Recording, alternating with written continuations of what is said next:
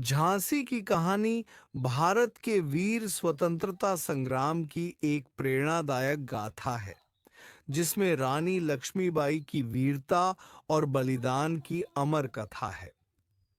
झांसी की रानी लक्ष्मीबाई की कहानी।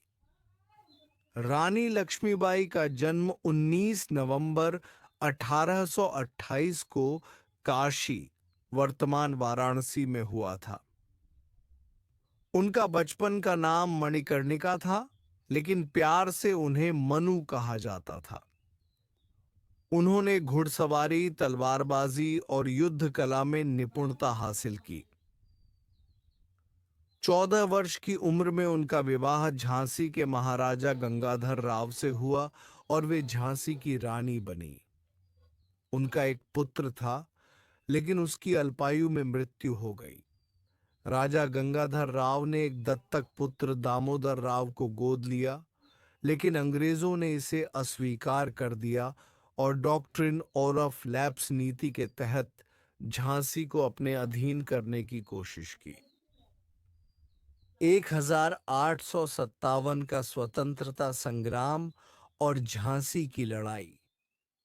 रानी लक्ष्मीबाई ने अंग्रेजों के खिलाफ संघर्ष छेड़ा और घोषणा की, मैं अपनी झांसी नहीं दूंगी। उन्होंने वीर सैनिकों की सेना तैयार की, जिसमें झलकारी बाई, तात्या टोपे और कुंवर सिंह जैसे महान योद्धा शामिल हुए।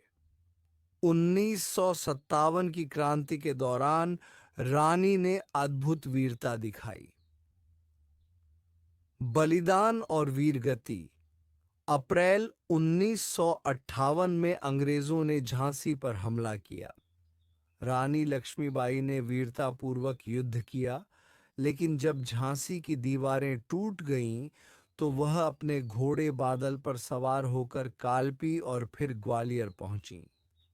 18 जून 1958 को ग्वालियर के किले के पास युद्ध करते हुए वे वीरगति को प्राप्त हुईं। रानी लक्ष्मीबाई की विरासत। उनका बलिदान भारतीय स्वतंत्रता संग्राम के लिए एक मिसाल बन गया। आज भी उनकी वीरता की गाथा हर भारतीय के हृदय में जोश और प्रेरणा भर देती है।